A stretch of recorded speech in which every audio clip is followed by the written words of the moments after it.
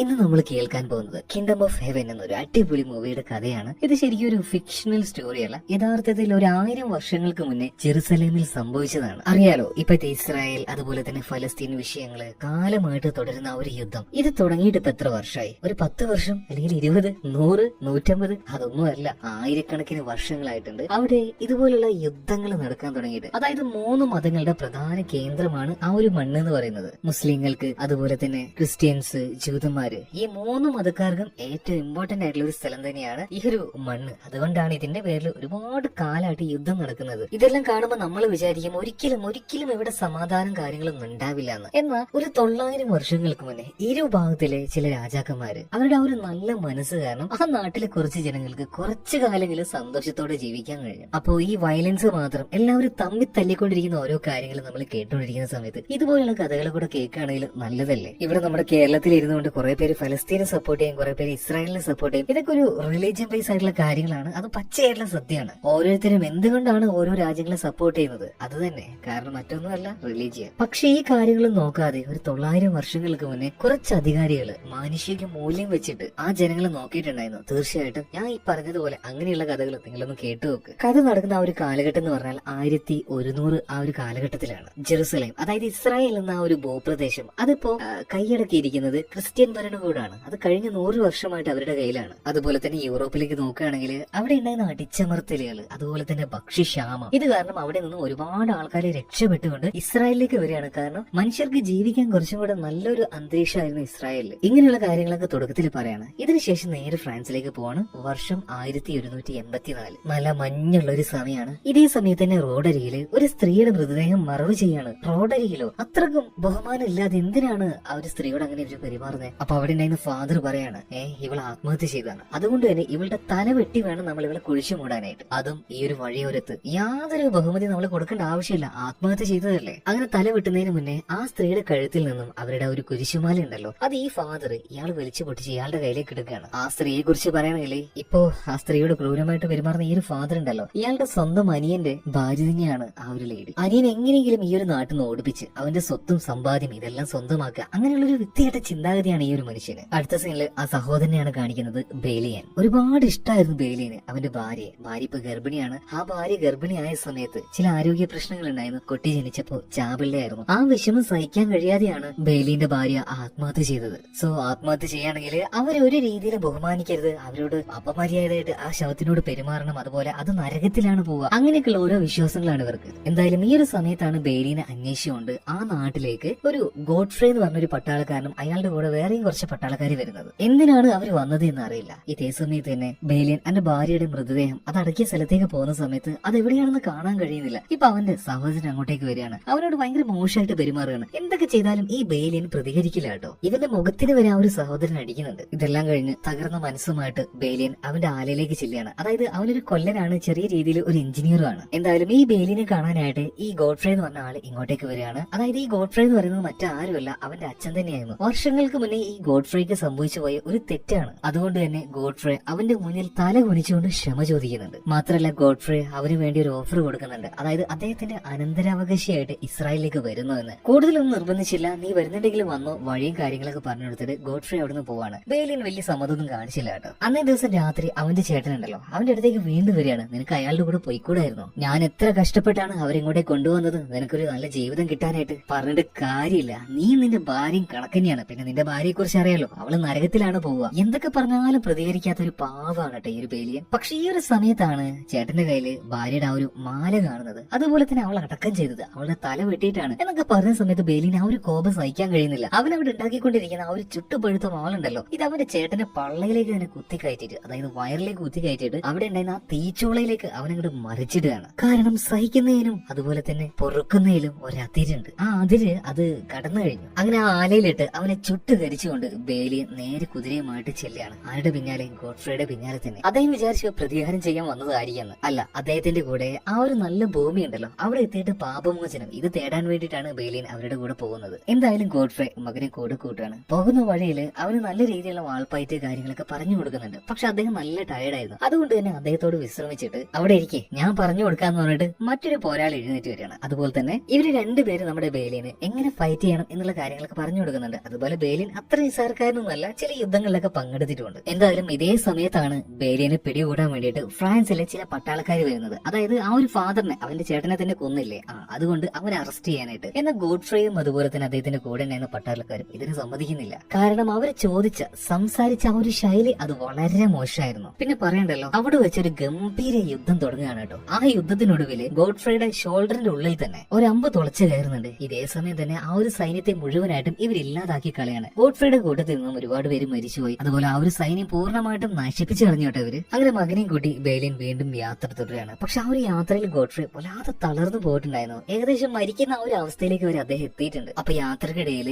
Godfrey പല രീതിയിലും നമ്മുടെ ബേലിയന് പല കാര്യങ്ങൾ പറഞ്ഞു കൊടുക്കുന്നുണ്ട്. അതായത് അദ്ദേഹത്തിന്റെ ആ ഒരു നാട്ടിലൊരു പടനായകൻ, ഒരു ഭൂപ്രഭു തന്നെയാണ് ഈ ഗോഡ്ഫ്രേ. അദ്ദേഹമാണ് അവിടെയുള്ള മുസ്ലിങ്ങൾക്കിടയിലും അതുപോലെ തന്നെ ക്രിസ്ത്യൻസിന്റെ ഇടയിലും ഒരു നല്ല സൗഹാർദ്ദത്തിലാണ് ഇപ്പൊ ജെറുസലേം പോയിക്കൊണ്ടിരിക്കുന്നത്. അതിന് പ്രധാനമായിട്ടും കാരണമായത് ഈ ഒരു ഗോഡ്ഫ്രേ തന്നെയാണ്, അദ്ദേഹത്തിന്റെ പ്രവൃത്തികളാണ്. അപ്പോ ആ ഒരു കാര്യം തന്നെ നീയും ചെയ്യണം. ബേലിന് അങ്ങനെയുള്ള ഓരോ കാര്യങ്ങൾ പറഞ്ഞു കൊടുക്കുന്നുണ്ട്. അങ്ങനെ അദ്ദേഹത്തിന്റെ ആ ഒരു മരണസമയമായിട്ടുണ്ട്. അങ്ങോട്ടേക്ക് ഇപ്പോ ബേലിനെ വിളിക്കാണ് ഗോഡ്ഫ്രേ അവസാനമായിട്ട് വീണ്ടും പറഞ്ഞു കൊടുക്കുകയാണ്. അതായത് മാനുഷിക മൂല്യം, അതിന് കൂടുതൽ വാല്യൂ കൊടുക്കുക. മുസ്ലിംസിനെയും ക്രിസ്ത്യൻസിനെയും ജൂതന്മാരെയും എല്ലാവരെയും ഒരുപോലെ കാണുക. അവർക്കിടയിൽ സൗഹാർദ്ദം നിലനിർത്തുക. എല്ലാ സാധാരണക്കാരായിട്ടുള്ള മനുഷ്യരുണ്ടല്ലോ, അവർക്ക് സമാധാനമായിട്ട് ജീവിക്കാൻ കഴിയണം. അങ്ങനെയായിരിക്കണം നിന്റെ പ്രവൃത്തികൾ. അതായത് ഗോഡ്ഫ്രേ അദ്ദേഹത്തിന്റെ ആ ഒരു സ്ഥാനം പൂർണ്ണമായിട്ടും അദ്ദേഹത്തിന്റെ ആ ഒരു ക്യാരക്ടർ അടക്കം ഈ ഒരു ബേലിന് വേണ്ടി പകർന്നു കൊടുക്കുകയാണ്. പിന്നീട് അധികാരത്തിന്റെ അടയാളമായിട്ട് അദ്ദേഹത്തിന്റെ ആ ഒരു വാളും അതുപോലെ തന്നെ മോതിരം. പിന്നീട് ഇതെല്ലാം കിട്ടിയതിനു ശേഷം ബേലിയൻ ഒരു കപ്പൽ വഴി നേരെ ഇസ്രായേലിലേക്ക് യാത്ര പോവാണ്. പക്ഷെ ആ ഒരു കപ്പൽ പോകുന്ന വഴി, അല്ലെങ്കിൽ ആ ഒരു സഞ്ചാരപാത എന്നൊക്കെ വെച്ചാൽ ഭയങ്കര ശക്തമായ തിരമാലകളൊക്കെ ഉണ്ടായിരുന്നു. അതിൽ ആ ഒരു കപ്പൽ തകർന്നു പോകുന്നുണ്ട്. പിറ്റേ ദിവസം രാവിലെ ആയിട്ട് ബേലിയൻ കണ്ണു തുറന്ന് നോക്കുമ്പോൾ കുറെ മനുഷ്യരുടെ ജഡങ്ങള്, അതുപോലെ തന്നെ ചത്ത മൃഗങ്ങള്, ഇത് മാത്രമേ ഉണ്ടായിരുന്നുള്ളൂ. അതിനിടയിൽ ഒരു കുതിരയെ മാത്രം കാണുന്നുണ്ട്, ഒരു കറുത്ത കുതിര.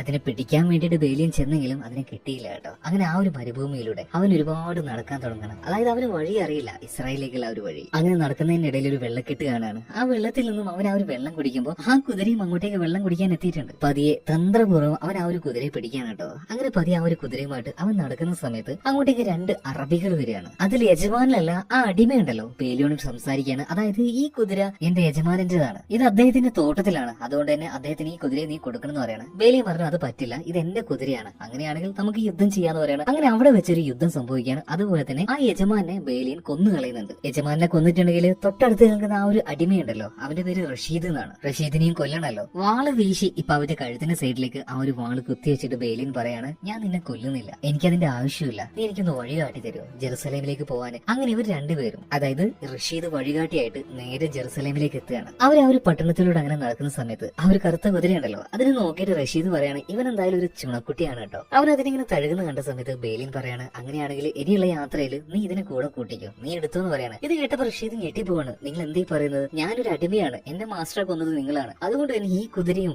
ഞാനും എല്ലാം നിങ്ങളുടെ അടിമയാണ്. ഇപ്പൊ ബേലിയൻ പറയാണ്, അടിമയോ? എനിക്ക് അങ്ങനെ പറ്റില്ല, കാരണം ഒരു മനുഷ്യന്റെ കീഴിൽ ഞാൻ കുറച്ചു കാലം അടിമയായിരുന്നു, ഞാൻ അതിൽ നിന്നും മോചനം കിട്ടിയ ആളാണ്, അതുകൊണ്ട് ഒരാളുടെ അടിമയായിട്ട് ഞാൻ നിൽക്കൂല, അതുപോലെ എന്റെ കീഴിൽ ഒരു അടിമ ഉണ്ടാവൂല, നിങ്ങൾ പൊയ്ക്കോന്ന് പറഞ്ഞിട്ട് ആ ഒരു മനുഷ്യനെ പറഞ്ഞേക്കാണ്. അപ്പൊ തന്നെ റഷീദ് എന്ന് പറഞ്ഞ ഈ ഒരു മനുഷ്യന്, ബേലി എന്ന് പറഞ്ഞ ആ ഒരു മനുഷ്യന് ഹൃദയത്തിന്റെ ആ ഒരു വിശാലതയുണ്ടല്ലോ, അത് അവിടെ വെച്ച് മനസ്സിലാക്കി. എന്തായാലും ഇതിനുശേഷം ബേലിയൻ ആ ഒരു പട്ടണത്തിലൂടെ നടക്കുന്ന സമയത്ത് അവിടെയുള്ള പട്ടാളക്കാർ പെട്ടെന്ന് മനസ്സിലാക്കുകയാണ് ഇത് ആരാണെന്ന്. കാരണം അവന്റെ കയ്യിലുണ്ടായിരുന്ന ആ ഒരു വാള് തന്നെ. എന്തായാലും ഈ പട്ടാളക്കാർ വന്നിട്ട് ചോദിക്കുകയാണ്, ഗോഡ്ഫ്രേ അദ്ദേഹത്തെ അറിയാമായിരുന്നു? ചില സൂചനകൾ പറയുന്നുണ്ട്. പെട്ടെന്ന് തന്നെ ഈ ബേലിന്റെ മുന്നിലേക്ക് തല കുഴിച്ച് നിൽക്കുകയാണ് ഈ ആൾക്കാർ മുഴുവൻ. കാരണം ഗോഡ്ഫ്രേ എന്ന് പറഞ്ഞാൽ ഈ ബേലിന്റെ അച്ഛനോട് അത്രത്തോളം ബഹുമാനമാണ് ഈ പട്ടാളക്കാർക്ക്. അങ്ങനെ ഗോഡ്ഫ്രേയുടെ ആ ഒരു വീട്ടിലേക്ക്, അതായത് ബേലിയൻ അവന് കിട്ടിയ ആ ഒരു പുതിയ വീട്ടിലേക്ക് എത്തുകയാണ്. എല്ലാത്തരം സുഖ സൗകര്യങ്ങളും അവിടെ ഉണ്ടായിരുന്നു. പക്ഷെ അതൊന്നും വലിയൊരു എന്താ പറയാ ആർത്തിയുടെ ഒന്നും കൂടെ ബേലിയൻ ഏറ്റെടുക്കുന്നില്ല. ഇതേ സമയത്ത് തന്നെ ഭയങ്കര ആഡംബരപൂർണമായ ഒരു വസ്ത്രമെല്ലാം ധരിച്ചുകൊണ്ട് ഒരു സ്ത്രീ അവനെ കാണാൻ വേണ്ടി അങ്ങോട്ടേക്ക് വരുന്നുണ്ട്. സിബിലിയ, അതായിരുന്നു അവളുടെ പേര്. എന്തായാലും അവിടെ വന്ന സിബിലിയ അവനെ കൊട്ടാരത്തിലേക്ക് ക്ഷണിക്കുകയാണ്. അതുവരെ അവനെ ആരാണിതെന്ന് മനസ്സിലായിട്ടില്ല. ഇതിനുശേഷം ബേലിയനെ ആ ഒരു പട്ടണത്തിലൂടെ വീണ്ടും ഒരാളിങ്ങനെ നടത്തി കാണിക്കുകയാണ്. ഹോസ്പിറ്റലർ, അതായത് ഗോഡ്ഫ്രേ അവന്റെ അച്ഛന്റെ അടുത്ത കൂട്ടുകാരനാണ്. അപ്പൊ അവർ ആ ഒരു പട്ടണത്തിലൂടെ നടക്കുന്ന സമയത്ത് കുറച്ച് ക്രിസ്ത്യാനികളെ അവിടെ വെച്ച് തന്നെ തൂക്കി കൊന്നുകളയാണ്. കാരണം എന്താ വെച്ചാല് ഇവിടെ വരുന്ന അറബികളെ ഇവര് കൊന്നു കളഞ്ഞിട്ടുണ്ട്.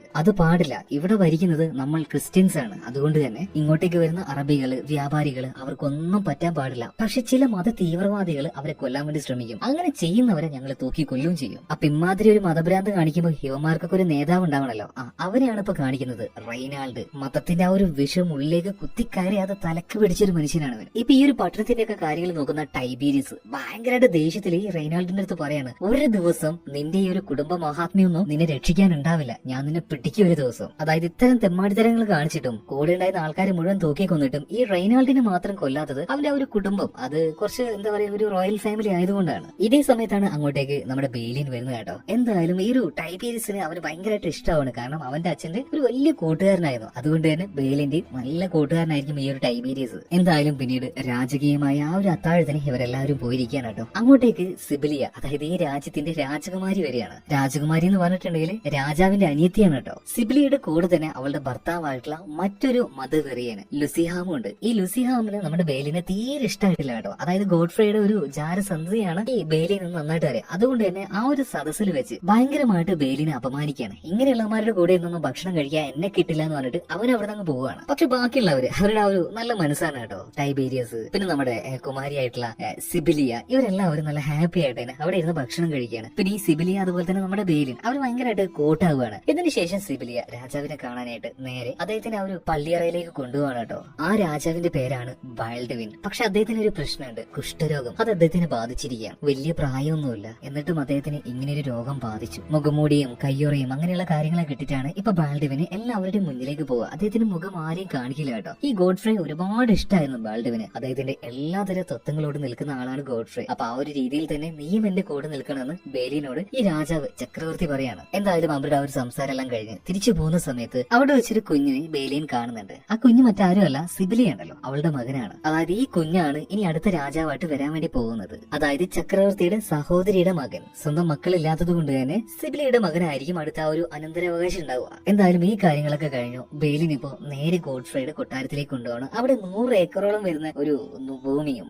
അതുപോലെ തന്നെ ഒരുപാട് കുടുംബങ്ങളും. ആ കുടുംബങ്ങളിൽ പറയുകയാണെങ്കിൽ ക്രിസ്ത്യൻസ് ഉണ്ട്, ജൂതന്മാരുണ്ട്, അതുപോലെ തന്നെ മുസ്ലിംസും ഉണ്ട്. ഇവരെല്ലാവരും അടങ്ങിയ ഒരു വലിയ ഏരിയ തന്നെയായിരുന്നു ഗോഡ്ഫ്രൈക്ക് സ്വന്തമായിട്ട് ഉണ്ടായിരുന്നത്. എല്ലാവരും ഒരേ രീതിയിൽ തന്നെ കാണുന്നത്. അങ്ങനെ ഒരു മനുഷ്യൻ മാത്രമല്ല, ഈ ഗോഡ്ഫ്രൈയുടെ കാര്യസ്ഥൻ എന്ന് പറയുന്നത് ഒരു മുസ്ലിം ആയിരുന്നു. ലത്തീഫ് എന്നാണ് അയാളുടെ പേര്. അപ്പൊ ഈ ലത്തീഫ് അവിടെയുള്ള കാര്യങ്ങളൊക്കെ കാണിച്ചു കൊടുക്കാൻ കേട്ടോ. മുഴുവനായിട്ടും തരിശായിട്ട് കിടക്കുന്ന വെള്ളമില്ലാത്ത ഒരു ഭൂമി. എന്തായാലും ബെയിലിൻ ആ ഒരു ഭൂമിയിലേക്ക് ഇറങ്ങുകയാണ്. അതായത് ഈ കർഷകരുടെ കൂടെ തന്നെ. എന്നിട്ട് അവിടെ നല്ലൊരു കുളം കുഴിക്കുന്നുണ്ട്. അതൊന്ന് വെള്ളം കണ്ടെത്തുകയാണ്. അതുവഴി കൃഷി ചെയ്യാൻ ആരംഭിക്കുകയാണ് എല്ലാവരും. അതായത് മണ്ണിലേക്ക് ഇറങ്ങി പണിയെടുക്കുക എന്ന് പറഞ്ഞില്ലേ, അതുപോലെ തന്നെ ഈ ഒരു സമയത്ത് നമ്മുടെ സിബിലിയ ബെയിലിനെ കാണാൻ വേണ്ടി വരുന്നുണ്ട്. അവന്റെ ആ ഒരു ആറ്റിറ്റ്യൂഡ്, സ്വഭാവം, സംസാരം ഇതെല്ലാം സിബിലിയക്ക് ഭയങ്കരമായിട്ട് ഇഷ്ടമായി. അതുപോലെ തന്നെ ബെയിലിനും അവൾ ഇഷ്ടമാണ്. എന്തായാലും ഇതിനുശേഷം പല തവണയായിട്ട് സിബിലിയ ബെയിലിനെ കാണാൻ വരും. അതുപോലെ തന്നെ അവർ കുറെ സംസാരിക്കും. അങ്ങനെ പതിയെ പതിയെ അവരുടെ ആ ഒരു റിലേഷൻ അത് വളരുകയാണ് എല്ലാ തരത്തിലും. ഇതേ സമയത്ത് തന്നെ മറ്റൊരു ഭാഗത്ത് ഈ സിബിലിയുടെ ഭർത്താവ് ഉണ്ടല്ലോ, ലുസിഹാമ, അതുപോലെ തന്നെ അയാളുടെ കൂട്ടുകാരൻ വലങ്കൈ എന്നൊക്കെ പറയാൻ കഴിയുന്ന റൈനാൾഡ്, അതായത് ആ ഒരു മതവെറിയാണ്. ഇവര് രണ്ടുപേരും എവിടെന്നെങ്കിലും ഒരു യുദ്ധം ഉണ്ടാക്കുക, അറബികളെ കൊന്നുകൊടുക്കുക, ആ ഒരു ഉദ്ദേശം മാത്രമുള്ളവർക്ക്. അങ്ങനെ ഒരു വ്യാപാര സംഘത്തെ ഇവര് പുറം ഭാഗത്തുനിന്ന് കാണുന്നുണ്ട് കേട്ടോ. അപ്പൊ അവരെ കൊന്നുകളയല്ലേ എന്ന് റൈനാൾഡ് ചോദിച്ചപ്പോ ഇപ്പൊ ഈ ലുസിഹാമ പറയണ അത് വേണോ, കാരണം ഇത് വലിയ പണിയാവും. ഇതേ സമയത്ത് റൈനാൾഡ് പറയണ നിങ്ങൾ ധൈര്യമായിട്ട് ഇത് ചെയ്യും, കാരണം കുറ്റൊക്കെ എന്റെ തലയിലേക്ക് വരിക, എനിക്ക് എന്തെങ്കിലും ചെയ്തേക്കും, അത് അതിന്റെ വഴിക്കങ്ങോട്ട് പോകും, വേറെ പ്രശ്നമൊന്നുമില്ല, നിങ്ങൾ വാ നമുക്ക് കൊന്നൊടുക്കാന്ന് പറഞ്ഞിട്ട് ഇങ്ങനെ ഈ വെറിയന്മാര് പോയിട്ട് ആ ഒരു വ്യാപാരികളെ മുഴുവനായിട്ട് കൊന്നൊടുക്കുകയാണ്. ഇത് വലിയ വിഷയമായി. കൊട്ടാരത്തിലേക്ക് എത്തി സംസാരിക്കാനായിട്ട് ബാൽഡ്വിൻ ചക്രവർത്തി തന്നെ അവിടെ ഉണ്ട്. എന്നാൽ ഈ റൈനാൾഡ് അതുപോലെ തന്നെ ലുസിഹാമ ഇവരൊരു ഭാഗം കൂടി നിന്നിട്ട് യുദ്ധം തന്നെ വേണം, നമുക്ക് യുദ്ധം ചെയ്യാം, അവരിവിടെ വേണ്ട, ഇവിടെ മതസൗഹാർദ്ദം അങ്ങനെയുള്ള കാര്യങ്ങളൊന്നും വേണ്ട, ഇവിടെ നമ്മൾ മാത്രം മതി, അങ്ങനെയുള്ള ചിന്താഗതിയിലാണ് ഇവര് സംസാരിക്കുന്നത്. എന്നാൽ അപ്പുറത്തുണ്ടായിരുന്ന ടൈബീരിയസ് പറയുന്നത് നിങ്ങൾ എന്ത് വിഡ്ഢിത്തരായി പറയുന്നത്, കുറച്ചു കാലമായിട്ട് നമ്മൾ സമാധാനത്തോടെ ജീവിക്കുകയാണ്, അതില്ലാതാക്കരുത്. അതുപോലെ നിങ്ങൾ ഇപ്പൊ കൊന്നൊടുക്കിയ ആ ഒരു സാധാരണക്കാരായിട്ടുള്ള അറബികള് അവരുടെ മരണത്തിന് ചോദിക്കാനായിട്ട് ഒരാൾ വരുന്നുണ്ട്, സലാഹുദ്ദീൻ അയ്യൂബി. അദ്ദേഹത്തിന്റെ പടയുടെ ചെറിയൊരു ഭാഗം 20,000-ഓളം വരുന്ന ആൾക്കാർ ഇപ്പൊ ഇങ്ങോട്ടേക്ക് വന്നോണ്ടിരിക്കുകയാണ്, നമ്മൾ ഇനി എന്താ ചെയ്യാൻ പോവുക. ഇതേ സമയത്ത് തന്നെ ലുസിഹാൻ പറയുന്നുണ്ട് നമ്മൾ എന്ത് ചെയ്യാനാ, തിരിച്ചങ്ങോട്ട് യുദ്ധം ചെയ്യണം. പക്ഷെ ആ ഒരു യുദ്ധത്തിൽ ഇവർക്ക് പരാജയം മാത്രമേ ഉണ്ടാവുള്ളൂ എന്ന് ടൈബീരിയസിനെ അറിയാം, കാരണം അത്രയും വലിയൊരു പടയൊന്നും ഇവരുടെ കയ്യിലില്ല. ഇപ്പൊ ഉണ്ടല്ലോ ബാൽഡ്വിൻ പറയാണ് എന്തായാലും കാര്യങ്ങൾ ഞാൻ നോക്കിക്കോളാം, എന്തായാലും പടയെ നയിക്കും, നമുക്ക് അങ്ങോട്ടേക്ക് പോവാം, ഞാൻ മുന്നിലുണ്ടാവും. പക്ഷെ ടൈബീരിയസ് ആദ്യം ഇതിന് സമ്മതിച്ചില്ല കേട്ടോ. അങ്ങയുടെ ഈ ഒരു ആരോഗ്യസ്ഥിതി മോശമായ സമയത്ത് നിങ്ങൾ വരരുത്, നിങ്ങൾ മരിച്ചു പോകും. എന്നാൽ ബാൽഡ്വിൻ ഇതൊന്നും സമ്മതിക്കുന്നില്ല, നമുക്ക് അങ്ങോട്ടേക്ക് പോകണം, അദ്ദേഹമായിട്ട് സംസാരിക്കണം എന്ന് പറയണം. ഇതേ സമയത്ത് തന്നെ നമ്മുടെ ബെയിലിന്റെ കൊട്ടാരത്തിൽ കാണിക്കണം. കൊട്ടാരമല്ല, അവന്റെ ഒരു വീട് എന്ന് പറയാൻ പറ്റുള്ളൂ കേട്ടോ, അത്ര ആഡംബരമായിട്ടുള്ള ഒരു സ്ഥലമൊന്നും അല്ലത്. ഇപ്പൊ അങ്ങോട്ടേക്ക് വരുന്നതിന് വന്നിരുന്ന നമ്മുടെ സിബിലിയ കൊട്ടാരത്തിലേക്ക് തന്നെ തിരിച്ചു പോവാണ്. അതുപോലെ ബെയിലിന് ഒരു മെസ്സേജ് കിട്ടിയിരിക്കുകയാണ്. അതായത് ഇവരുടെ ഈ ഒരു രാജ്യത്തിന് ഒരു ഭാഗത്തേക്ക് പോയിട്ട് അവിടെ ഒരു എന്താ പറയാ ഒരു പടച്ചട്ട പോലെ നിൽക്കാൻ വേണ്ടി, കാരണം ആ ഒരു ഭാഗത്തൂടെ ഈ സലാഹുദ്ദീൻ അയ്യൂബിയുടെ പട്ടാളക്കാർ വന്നുകൊണ്ടിരിക്കുകയാണ്. എന്തായാലും കിട്ടിയ നിർദ്ദേശം ഇതനുസരിച്ച് ബെയിലിനും അവന്റെ ആ ഒരു ചെറിയ പടയാളിക്കൂട്ടും കൂടെ നേരെ അങ്ങോട്ടേക്ക് ചെല്ലുകയാണ്. പക്ഷെ എതിരെ വരാൻ പോകുന്നത് സലാഹുദ്ദീൻ അയ്യൂബിയുടെ വലിയൊരു പട തന്നെയാണ് കേട്ടോ. ആ ഒരു യുദ്ധവും കാര്യങ്ങളൊക്കെ കൊട്ടാരത്തിൽ നിന്നുകൊണ്ട് സിബിലിയെ നോക്കുന്നുണ്ട്, അവളുടെ നെഞ്ച് പിടക്കുന്നുണ്ട്. പക്ഷെ ആ ഒരു യുദ്ധത്തിൽ എന്തായാലും നമ്മുടെ ബെയിലിന്റെ സൈന്യത്തിന് ജയിക്കാൻ കഴിയില്ല. പക്ഷെ ഇവരുടെ ഈ ഒരു ചെറിയ സൈന്യത്തെ അവര് കൊന്നൊന്നുമില്ല കേട്ടോ, അവര് പൂർണ്ണമായിട്ടും കീഴടക്കാണ്. നിലത്തേക്ക് വീണ ബെയിലിന്റെ തലയുടെ ഒരു ഭാഗത്തായിട്ട് ഒരു വാള് വന്നപ്പോ കൊത്തുന്നുണ്ട്. മുകളിലേക്ക് നോക്കിയ സമയത്ത്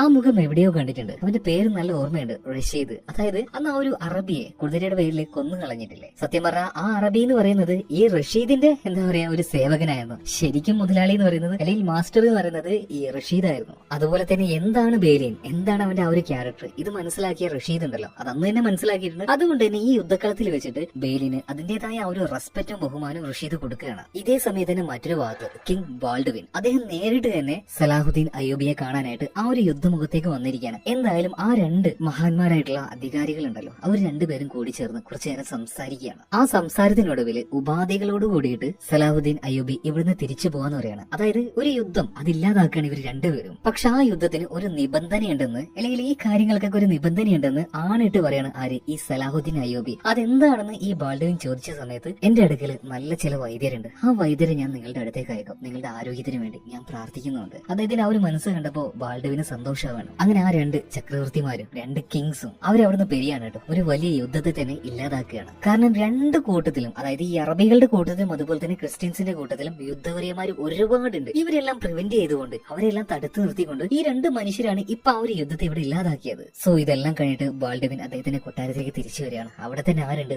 റെയ്നാൾഡ് ഉണ്ട്. അവനുള്ള പണി എന്തായാലും ഇപ്പൊ കിട്ടില്ല. അതിന് മുന്നേ വേറൊരു കാര്യം പറയട്ടെ, നമ്മുടെ രണ്ടാമത്തെ ചാനൽ ഒരു അടിപൊളി കഥ വന്നിട്ടുണ്ട്. ഒരു നഗരത്തിലുണ്ടല്ലോ പെട്ടെന്ന് വലിയൊരു കുഴി ഉണ്ടാവുകയാണ്. ആ കുഴിയിലേക്ക് ഒരുപാട് ആൾക്കാരെ ചെന്ന് വീഴുന്നുണ്ട്. പക്ഷെ അവരാരും മരിക്കുന്നില്ല. ഇതിന് പകരം എന്താ സംഭവിക്കുന്നത്, ഭൂമിയുടെ ഒരു 10,000 വർഷം പിന്നിലുണ്ടായിരുന്ന ആ ഒരു കാലഘട്ടം ഉണ്ടല്ലോ, ഈ ശിലായുഗം, ആ ശിലായുഗത്തിലേക്കാണ് ഈ കുഴിയിലൂടെ അവർ ചെന്ന് വീഴുന്നത്. സോ അതുപോലുള്ള ഒരു അടിപൊളി കഥയാണ്. ഓക്കെ, അപ്പൊ ഈ ഒരു കഥയിലേക്ക് തന്നെ നമുക്ക് തിരിച്ചു വരാം. അതായത് ഇപ്പൊ ബാൾഡ്വിൻ നേരെ അങ്ങോട്ടേക്ക് ചെന്നിട്ട് റെയ്നാൾഡിന് മുന്നിൽ ചെന്ന് നിൽക്കുകയാണ്. റെയ്നാൾഡ് മാപ്പ് തരണം എന്നൊക്കെ പറഞ്ഞിട്ട് എന്നത്തെയും പോലെ തന്നെ അവിടെ മുട്ടുകുത്തി നിൽക്കുകയാണ് കേട്ടോ. എന്നാൽ കയ്യിലുണ്ടായിരുന്ന ഒരു ഇരുമ്പ് വടി വെച്ചിട്ട് ഒരു 4-5 തവണ ഇയാളുടെ മുഖത്ത് അത്രയും ആൾക്കാരുടെ ഇടയിൽ വെച്ച് അടിക്കുകയാണ്. അതായത് നല്ല രീതിയിൽ അപമാനിച്ചു കളയാണ്. പക്ഷെ ഇത്രയും ചെയ്തപ്പോ ഈ ബാൾഡ്വിൻ ഉണ്ടല്ലോ വല്ലാതെ തളർന്നു പോകുന്നുണ്ട്. കാരണം അദ്ദേഹത്തിന് ആ ഒരു അസുഖം കാരണം തന്നെ. പക്ഷെ ഈ അസുഖം വരുന്നതിന് മുന്നേ 16ാമത്തെ വയസ്സിൽ ഒരു മഹായുദ്ധം വിജയിപ്പിച്ച ആളാണ് ഈ ബാൾഡ്വിൻ. ഇപ്പോ ഈ റെയ്നാൾഡിനെ ഈ രീതിയിൽ ശിക്ഷിച്ചത് കൊണ്ട് തന്നെ ലുസി ഹാമിനും ഇത് ഭയങ്കരമായിട്ടുള്ള ഒരു അപമാനമായിട്ട് മാറുകയാണ്. പെട്ടെന്ന് തന്നെ ടൈബീരിയസ് അങ്ങോട്ടേക്ക് വരികയാണ്, റെയ്നാൾഡിനെ അറസ്റ്റ് ചെയ്യാണ്. ഇനി ഇയാളുടെ ജീവിതം എന്ന് പറഞ്ഞാൽ ജയിലിലാണ്. ഇതേപോലൊക്കെ തന്നെയായിരുന്നു നമ്മുടെ സലാഹുദ്ദീൻ അയ്യൂബിയുടെ കാര്യം. അതായത് യുദ്ധം ചെയ്യാത്ത ഇതിന് ആ കൂട്ടത്തിൽ തന്നെ ചില ആൾക്കാർക്ക് മുറുമുറുപ്പുണ്ട്. യുദ്ധം ചെയ്യണം, അത് മുഴുവനായിട്ട് കീഴടക്കണം, അവിടെയുള്ളവരെ കൊല്ലണം എന്നൊക്കെയാണ് ചില കൂട്ടര് സലാഹുദ്ദീന്റെ ഭാഗത്തുനിന്നും പറയുന്നത്. എന്നാൽ ഒരു മനുഷ്യന് ഇതിനോട് വലിയ താല്പര്യമില്ല. രണ്ട് കൂട്ടത്തിൽ നിന്നും ഒരുപാട് പേര് മരിച്ചു പോകുമല്ലോ. അടുത്ത സീനില് വീണ്ടും ബാൾഡ്വിനെ കാണിക്കുകയാണ്. അദ്ദേഹത്തിന്റെ ആ ഒരു അസുഖം വല്ലാതെ മൂർച്ഛിച്ചു വരികയാണ്. മരണത്തിന്റെ ആ ഒരു സമയം ഏകദേശം അടുക്കാനായിട്ടാണ്. ഇപ്പൊ അവിടെ ഉണ്ടായിരുന്ന ഒരു ഫാദർ ചെന്നിട്ട് ഈ ബാൾഡ്വിനോട് കുമ്പസാരം നടത്തുന്നത് ചോദിക്കുകയാണ്. ഇപ്പൊ ബാൾഡ്വിൻ പറയാണ്, കുമ്പസാരൊക്കെ ഞാൻ ദൈവത്തെ കാണുമ്പോൾ നേരിട്ട് അങ്ങോട്ട് പറഞ്ഞോളാം, എനിക്ക് ആരുടെ മുന്നിലും ഇതുപോലെ സംസാരിക്കേണ്ട. ഒരു വല്ലാത്ത മനുഷ്യൻ തന്നെയായിരുന്നു കേട്ടോ ഈ ബാൾഡ്വിന്. എന്തായാലും ആ ഒരു ഫാദർ ആണെങ്കിൽ അപമാനിതനായിട്ട് അവിടെ നിന്ന് പോവുകയാണ്. അതായത് മതം തലക്ക് കാര്യ നോ ലോജിക്ക് എന്ന് പറയില്ല ചില മനുഷ്യരുടെ കാര്യത്തിൽ, അതുപോലെ തന്നെ അതെല്ലാ കൂട്ടത്തിലും ഉണ്ട് കേട്ടോ. മീൻസ് എല്ലാ മതക്കാരിലും അങ്ങനത്തെ ആൾക്കാരുണ്ട്. അതായത് ഇതങ്ങോട്ട് തലയിൽ കയറി കഴിഞ്ഞാൽ നോ ലോജിക്ക്, തലച്ചോറ് കൊണ്ടിട്ട് വല്ല വേസ്റ്റ് ബാസ്കറ്റിൽ ഇട്ട് കളയവര്. അതുപോലെ ഈ ലുസി ഹാമിന് ഒരു കാര്യം മനസ്സിലായി, നമ്മുടെ ബേലിയനും സിബിലയും തമ്മിലുള്ള ഒരു റിലേഷനെ കുറിച്ച്. സോ ഈ ഒരു ദേഷ്യവും കാര്യങ്ങളൊക്കെ തീർക്കുന്നത് സിബിലയുടെ ഒരു സഹായിയായിട്ടുള്ള പെണ്ണുണ്ട്, അവളുടെ ദേഹത്താണ്. ഇതുപോലെ തന്നെ ബേലിയനും സിബിലയും അന്നേ ദിവസം രാത്രി ഈ ബേലിയന്റെ വീട്ടിലായിരുന്നു കേട്ടോ. അപ്പൊ ആ ഒരു സമയത്ത് സിബിലിയെ പറയുന്നുണ്ട്, എന്റെ അനിയൻ അധികം വൈകാതെ മരിച്ചു പോകും, അത് കഴിഞ്ഞാൽ അധികാരം വരാൻ വേണ്ടി പോകുന്നത് എന്റെ മകനിലേക്കാണ്, അവനെ മുൻനിർത്തിക്കൊണ്ട് ഈ ഒരു രാജ്യം ഞാൻ ഭരിക്കും, അവൻ എങ്ങനെയാണോ ഈ രാജ്യത്തെ കൊണ്ടുപോയത് ആ രീതിയിൽ സമാധാനം ഞാൻ ഈ ഒരു രാജ്യത്ത് നിലനിർത്തും. അപ്പോ ലുസിഹാമിന്റെ കാര്യം, അതായത് സിബിലിയുടെ ഭർത്താവിന്റെ കാര്യമൊന്ന് ഈ ബേലിയൻ ചോദിക്കുന്നുണ്ട്. എന്നാൽ അതിനൊരു ഉത്തരം സിബിലിക്ക് ഉണ്ടായിരുന്നില്ല. അതായത് താല്പര്യമില്ല, തട്ടിക്കളയണം എന്നൊക്കെ തന്നെയാണ് ആഗ്രഹം. അങ്ങനെ ഇപ്പോ സിബിലി അവളുടെ ആ ഒരു അന്തപുരത്തിലേക്ക് എത്തുകയാണ്. ഇപ്പൊ കുഞ്ഞിന്റെ അടുത്ത് തന്നെ അയാളുണ്ട്, അതായത് ലുസിഹാം. കുട്ടിയുടെ അടുത്ത് നിന്ന് ലുസിഹാമിന്റെ അടുത്ത് പോകാൻ വേണ്ടി പറയാണ്. മാത്രമല്ല അധികാരം അവളിലേക്ക് വന്നിട്ടുണ്ടെങ്കിൽ കൂടെ ഉണ്ടാവുമെന്ന് വലിയ താല്പര്യമൊന്നും ഇല്ലാതെ ഈ ലുസിഹാമിനോട് ചോദിക്കുന്നുണ്ട്. അതായത് ഈ ലുസിഹാമിന്റെ കീഴിലും കുറച്ചധികം ആൾക്കാരുണ്ട് കേട്ടോ. അതായത് കൂടുതൽ എന്താ പറയാ മത തീവ്രവാദികളായിട്ടുള്ള കുറച്ച് ആൾക്കാർ. അയാൾ മുഴുവൻ ഈ ലുസിഹാമിന്റെ കൂടെയാണ്. അതേ രാത്രി തന്നെ നമ്മുടെ ബേലിൻ ഉണ്ടല്ലോ, ചക്രവർത്തിയും അതുപോലെ തന്നെ ടൈബീരിയസും അദ്ദേഹത്തിന്റെ ആ ഒരു അന്തപുരത്തിലേക്ക് വിളിപ്പിക്കുകയാണ്. അതായത് അധികം വൈകാതെ ഞാൻ മരിച്ചു, അതിനുശേഷം നീ എന്താ ചെയ്യാൻ പോകുന്നത്, എന്റെ അനിയത്തി സിബിലിയ, അവളെ നീ വിവാഹം കഴിക്കോ? അപ്പൊ ലുസിഹാമിന്റെ കാര്യം എന്താണ് ബേലിൻ ചോദിച്ചപ്പോ അവന് തീർച്ചയായിട്ടും സഖ്യത്തിൽ ചേരാത്തതുകൊണ്ട് ഞങ്ങൾ എല്ലാവരും കൊന്നുകളയും, കാരണം അവൻ ഈ രാജ്യത്തിന് തന്നെ ഒരു ഭീഷണിയാണ് കേട്ടോ. എന്നാൽ അവനെ കൊല്ലുന്ന കാര്യത്തിൽ നിന്നും ബേലിൻ പിന്മാറുകയാണ്. അതായത് ഒരു കുറച്ച് ഓവറായിട്ടുള്ള ഒരു മനുഷ്യത്തുള്ള കൂട്ടത്തിലാണ് ഈ ബേലിയൻ. അപ്പൊ ആ ഒരു വലിയ സ്ഥാനവും അതുപോലെ തന്നെ ആ ഒരു സിബിലിയ എന്ന് പറഞ്ഞ വലിയ രാജകുമാരി, സുന്ദരിയായിട്ടുള്ള ആ ഒരു രാജകുമാരി, ഇതിനെല്ലാത്തിനും വേണ്ടാന്ന് വെച്ചിട്ട് ഈ ഒരു കാര്യത്തിന് ഇപ്പൊ ബേലിൻ എതിർക്കാണ് കേട്ടോ. ഇപ്പൊ അവൻ അവിടുന്ന് പോകുന്ന സമയത്ത് ടൈബീരിയസ് പിന്നാലെ ചെല്ലുന്നുണ്ട്. നീ എന്തിനാണ് ഇത് എതിർത്തത്? അതായത് ഇനി എങ്ങാനും രാജാവിന്റെ മരണശേഷം ഈ ലുസിഹാം ഭരണത്തിൽ വന്നിട്ടുണ്ടെങ്കിൽ ആദ്യം നശിപ്പിക്കാൻ പോകുന്നത്, കൊല്ലാൻ പോകുന്നത് നിന്നെയായിരിക്കും എന്ന് ഇതൊന്നും ബേലിൻ വകവെക്കുന്നില്ല കേട്ടോ. അന്നേ ദിവസം രാത്രി തന്നെ സിബിലിയ ഇപ്പൊ ബേലിനെ കാണാണ്. അവനോട് പറയാണ്, നീ ഇപ്പൊ എടുത്ത ഈ ഒരു തീരുമാനത്തിൽ എന്തെങ്കിലും എന്നെങ്കിലും നീ ഒരു ദിവസം ഖേദിച്ചിരിക്കും. അതായത് ഈ ഒരു രാജ്യത്തിന് അതിന്റെ നിലനിൽപ്പിന് തന്നെ ഭയങ്കര ഭീഷണിയായിട്ടുള്ള ഒരു വ്യക്തിയാണ് ഈ ലുസിഹാം. എന്തായാലും രാജാവിന്റെ മരണശേഷം അല്ലെങ്കിൽ അതിന് മുന്നേ ഇയാളെ തട്ടിക്കളഞ്ഞിട്ടുണ്ടെങ്കിൽ എന്തായാലും ആ ഒരു സേഫ്റ്റിയുടെ പ്രശ്നം ഇവരുടെ രാജ്യത്തിന് ഉണ്ടാവില്ല. ആ ഒരു കാര്യമാണ് വൈലിൻ വേണ്ടാന്ന് വെച്ചിരിക്കുന്നത്. അതേ രാത്രി തന്നെ മറ്റൊരു കാര്യം കൂടെ സംഭവിക്കുന്നുണ്ട്. അതായത് ഈ ലുസിഹാം റെയ്നാൾഡിനെ കാണാനായിട്ട് ജയിലിലേക്ക് ചെല്ലുകയാണ്. അതായത് ഈ ലുസിഹാമിനുള്ളിലേക്ക് വിഷത്തെ ചുറ്റിച്ചു കൊടുക്കുന്നത് ഇവനാണ്, ഈ റെയ്നാൾഡ്. റെയ്നാൾഡ് പറയാണ്, അതായത് ബേലിയന്റെ ജന പിന്തുണ അത് കൂടിക്കൂടി വരുന്നുണ്ട്, ഒന്നും നോക്കണ്ട കൊന്നു കളഞ്ഞേക്ക്. അങ്ങനെ പിറ്റേ ദിവസം രാവിലെയാണ് ഇപ്പൊ സിബിലിയെ കാണാനായിട്ട് ബാൾഡവിൻ വിളിക്കുന്നുണ്ട് എന്ന് പറയാണ് കേട്ടോ. പക്ഷെ അവൾക്ക് പോകാൻ എന്തോ മടിയുള്ളത് പോലെ. എന്നാൽ ടൈബീരിയസ് നിർബന്ധിച്ചത് കൊണ്ട് തന്നെ സിബിലിയെ പോവാണ്. അവന്റെ ആ ഒരു കാഴ്ച കാണാൻ പറ്റാത്തതുകൊണ്ടാണ് സിബിലി അങ്ങോട്ടേക്ക് പോകാത്തത്. അങ്ങോട്ടേക്ക് പോയ സമയത്ത് അവൾ വല്ലാതെ ഇമോഷണൽ ആണ്. അവൾക്ക് ആ ഒരു കണ്ണ് നിറയ്ക്കാതെ ഈ ബാൾഡവിനോട് സംസാരിക്കാൻ കഴിയുന്നില്ല. ഇപ്പൊ ബാൾഡവിനും സൗമ്യമായിട്ട് മീൻസ് അദ്ദേഹത്തിന് അങ്ങനെ പതിയെ സംസാരിക്കാൻ കഴിയുള്ളൂ. ഇപ്പൊ അദ്ദേഹം അവളോട് ഒരുപാട് കാര്യങ്ങൾ ഏൽപ്പിക്കുന്നുണ്ട്. അതായത് നമ്മുടെ രാജ്യത്തിന് ആ ഒരു സമാധാനം അതെപ്പോഴും നിലനിർത്തണമെന്ന് പതിയെ ഓരോ കാര്യങ്ങളൊക്കെ സംസാരിച്ച് സങ്കടത്തിലെ ചിരിച്ചുകൊണ്ട് സംസാരിക്കുന്നുണ്ടോ. അങ്ങനെ അധികം വൈകാതെ അത് സംഭവിക്കുകയാണ്. ആ ഒരു മനുഷ്യൻ അദ്ദേഹം മരിച്ചു പോവാണ് കേട്ടോ. അവസാനമായിട്ട് സിബിലിയ അവളുടെ ആ ഒരു സഹോദരന്റെ മുഖം ഒന്ന് കാണുന്നുണ്ട് കേട്ടോ. ഭയങ്കരമായിട്ട് സങ്കടപ്പെട്ടു പോവാണ്. കാരണം മുഖമെല്ലാം വല്ലാതെ മോശമായിട്ട് ആ ഒരു രോഗം കാരണം വികൃതമായി പോയിട്ടുണ്ടായിരുന്നു. എന്തായാലും ഇതിനുശേഷം സിബിലിയുടെ മകനെ ചക്രവർത്തിയായിട്ട് എന്താ പറയാ അധികാരത്തിലേക്ക് ഇരുത്തുകയാണ്. തന്റെ മകനെ മുൻനിർത്തിക്കൊണ്ട് പല കാര്യങ്ങളും ഇപ്പൊ സിബിലിയ ആ ഒരു നാട്ടിൽ നടപ്പിലാക്കാൻ വേണ്ടി പോവാണ് കേട്ടോ. അതിന്റെ ഓരോ കാര്യങ്ങളായിട്ട് നടന്നുകൊണ്ടിരിക്കുകയാണ്. അപ്പോ ഓരോ ബില്ലുകളും പാസ്സാക്കുമ്പോൾ അതിൽ ഒപ്പിടേണ്ടത് സിബിലിയുടെ മകനാണ്. അപ്പൊ ആ ഒരു സീല് വെക്കുന്ന സമയത്ത് സിബിലിയുടെ കൂടെ തന്നെ ആ ഒരു ഫാദർ ഉണ്ട് കേട്ടോ. എന്നാൽ സിബിലിക്ക് തീരെ താല്പര്യമില്ലാത്താണ് ഈ ഫാദർ പറയുന്ന പല കാര്യങ്ങളും സിബിലിയെ കേൾക്കാറുമില്ല. അപ്പൊ ആ ഒരു സീല് വെക്കുന്ന സമയത്ത് നല്ല ചൂടുള്ള താറ് പോലെയുള്ള എന്തോ ഒരു സാധനം കേട്ടോ. അതങ്ങോട്ട് ഒഴിക്കുന്ന സമയത്ത് സിബിലിയ മകനോട് പറയുന്നുണ്ട് സൂക്ഷിക്കണേന്ന്. എന്തായാലും ഒഴിച്ചു കഴിഞ്ഞ് അത് പിന്നിലേക്ക് എടുക്കുന്ന സമയത്ത് മകന്റെ കയ്യിൽ ഒരു ഇച്ചിരി ആകുന്നുണ്ട്. പക്ഷെ അത്രയും ചൂടുള്ള സാധനം അവന്റെ കയ്യിലായിട്ടും യാതൊരു റെസ്പോൺസും അവൻ കാണിക്കുന്നില്ല. ഇപ്പൊ സിബിലിയുടെ നെഞ്ച് ഒരേറ്റ കളലാണ്. ഇതിനുശേഷം ഒരു വൈദ്യരെ അങ്ങോട്ടേക്ക് കൊണ്ടുവരുന്നുണ്ട്. ഈ കാര്യങ്ങളൊക്കെ ഈ ഫാദർ ശ്രദ്ധിക്കുന്നുണ്ട് കേട്ടോ. വൈദ്യരെ കൊണ്ടുവന്നിട്ട് ടെസ്റ്റും കാര്യങ്ങളൊക്കെ നടത്തിക്കുകയാണ്. അതിലൂടെ കൺഫേം ആവുകയാണ്, അതായത് സിബിലിയുടെ മകനും കുഷ്ഠം എന്ന് പറഞ്ഞ ആ ഒരു രോഗം വരികയാണ്. അതായത് അവന്റെ സ്കിന്നിനൊന്നും വേദന അറിയുന്നില്ല. അവളാകെ തകർന്നു പോകാണ് കേട്ടോ. ആകെ വിഷമിച്ച് അവളുടെ മുറിയിൽ തന്നെ ഇരിക്കുമ്പോൾ ടൈബീരിയസ് അങ്ങോട്ടേക്ക് വരികയാണ്. ചില കിംവദന്തികൾ പരക്കുന്നുണ്ട്. അതായത് നിന്റെ മകൻ എന്തൊക്കെയോ അസുഖം ഉണ്ടെന്ന പേരിൽ. ഇപ്പോ ഭയങ്കരമായിട്ട് ദേഷ്യത്തിൽ സിബിലിയ പറയാണ്, ആരാണ് അതിനെക്കുറിച്ച് പറയുന്നത്? രാജ്യദ്രോഹ കുറ്റം അവന്റെ തലയിൽ ചുമത്തിട്ട് കൊന്നു കളഞ്ഞേക്കെന്ന്. ടൈബീരിയസും അത് ചെയ്യാന്നൊക്കെ പറയുന്നുണ്ട്. പക്ഷെ സിബിലിയ പറയാണ്, ഇത് എത്ര ദിവസം അവന്റെ മുഖം മാറിയിട്ട് അവനൊരു മുഖംമൂടി ധരിക്കുന്നത് വരെയാണോ? അതായത് സ്വന്തം മകന് സഹോദരന് വന്നതുപോലുള്ള ആ ഒരു ദുർവിധി അത് വരാൻ വേണ്ടിട്ട് സിബിലേക്ക് അവൾക്ക് നോക്കി നിൽക്കാൻ കഴിയില്ല. അതുകൊണ്ട് തന്നെ മകനെ താലോലിച്ച് ഉറക്കിക്കൊണ്ട് അവന്റെ ചെവിയിലേക്ക് ചെറിയ രീതിയിലുള്ള വിഷം മുറ്റിച്ചു കൊടുക്കുകയാണ്. നരകിക്കാതെ ആ ഒരു പാവം കുഞ്ഞ് അങ്ങ് പൊയ്ക്കോട്ടെ എന്ന് കരുതിയിട്ട്. അതായത് ഈ സംഭവത്തിലൂടെ ഇനി നടക്കാൻ പോകുന്നത് ഈ രാജ്യത്തിന്റെ ഈ ഒരു സ്ഥലത്തിന്റെ തലവര വരെ മാറാൻ വേണ്ടി പോവാണ്. അതിന്റെ ആദ്യ പടി എന്നോണം കൊട്ടാരത്തിൽ നിന്നെല്ലാം വിട്ടുമാറി നിൽക്കുന്ന നമ്മുടെ ബേലിയനെ അവനെ കൊല്ലാനായിട്ട് ചില പട്ടാളക്കാർ വരികയാണ്. മറ്റാരുമല്ല, ലുസിഹാമിന്റെ ആൾക്കാര്. എന്നാൽ ബേലിനെ കൊല്ലാൻ മാത്രം അവരത്ര പോരായിരുന്നു. ഈ വന്ന ആൾക്കാരെ ബേലിയൻ തന്നെ തട്ടിക്കളയുന്നുണ്ട്. എന്തായാലും ഇതേ സമയത്ത് തന്നെ കൊട്ടാരത്തിൽ വെച്ചിട്ട് സിബിലിയ അവളുടെ ഭർത്താവായിട്ടുള്ള ലുസിഹാമിന് ആ അധികാരം കൈമാറുകയാണ്. അതായത് സ്ത്രീകൾക്ക് അധികാരം ഒറ്റയടിക്കാൻ കൊണ്ടുപോകാൻ കഴിയില്ല. അങ്ങനെ ലുസിഹാം ചക്രവർത്തി ആവാണ് കേട്ടോ. ഇതിനുശേഷം നേരെ ജയിലിലേക്ക് റെയ്നാൾഡിനെ കാണാൻ വേണ്ടി പോവാണ്. അവന്റെ കൈകളിലേക്ക് പിടിച്ചിട്ട് പറയാണ്, കുറച്ച് യുദ്ധത്തെ അതിനെങ്ങനെയെങ്കിലും ഉണ്ടാക്കണമാണ്. ഇപ്പൊ റെയ്നാൾഡ് ചിരിച്ചുകൊണ്ട് പറയാണ്, അത് തന്നെയല്ലേ ഞാൻ നിങ്ങൾക്ക് തരാൻ വേണ്ടി പോകുന്നതും. യുദ്ധക്കൊതി എന്ന് പറഞ്ഞാൽ ഇതുപോലെ യുദ്ധക്കൊതിയുള്ള മറ്റൊരു മനുഷ്യനുണ്ടാവില്ല. അങ്ങനെ റെയ്നാൾഡും അവന്റെ ആൾക്കാരും കൂടി മുസ്ലിങ്ങൾ കൂടുതലായിട്ട് താമസിക്കുന്ന ആ ഒരു സ്ഥലത്തേക്ക് ചെല്ലുകയാണ്. അവിടെ ഉണ്ടായിരുന്ന എല്ലാവരെയും കൊന്നുകളയാണ്. എന്തിനു പറയണം, സലാഹുദ്ദീൻ അയ്യൂബിയുടെ സഹോദരി വരെ അവിടെ ഉണ്ടായിരുന്നു. അവരെയും കൊന്നുകളയാം. ഇതിനെല്ലാത്തിനും ശേഷം ഈ രാജ്യസഭയിലേക്ക് സലാഹുദ്ദീന്റെ ഒരു ദൂതം വരികയാണ്. അതായത് സഹോദരിയുടെ ആ ഒരു മൃതദേഹം അതെങ്കിലും വിട്ടുതരണമെന്ന് ഇപ്പൊ സലാഹുദ്ദീൻ അയ്യൂബി പറഞ്ഞിട്ടുണ്ട്. ഞാൻ എന്താണ് സലാഹുദ്ദീനോട് പറയേണ്ടതെന്ന് ഈ ഒരു ദൂതൻ ചോദിച്ച സമയത്ത് പതിയെ ആ ഒരു ചേരിൽ നിന്നും ഈ ഒരു ലുസിഹാം ഉണ്ടല്ലോ താഴേക്ക് ഇറങ്ങി വരികയാണ്. കയ്യിലുണ്ടായിരുന്ന ഒരു കത്തി ഉപയോഗിച്ചിട്ട് ഈ ഒരു ദൂതന്റെ കഴുത്തിലേക്ക് ഒരേറ്റ കുത്താണ്. എന്നിട്ട് എല്ലാവരുടെയും മുന്നിൽ വെച്ച് തല അറുത്ത് മാറ്റുന്നുണ്ട്. ഈ ഒരു കാഴ്ച കൊണ്ട് ടൈബീരിയസ് വരെ ആകെ അന്തം വിട്ടു പോകണം. കാരണം ഇരിക്കുന്ന കൊമ്പ് മുറിച്ചു കളയാന്ന് പറഞ്ഞല്ലേ, അതേ പരിപാടിയാണ് ഈ ലുസിഹാം ചെയ്യുന്നത്. അതായത്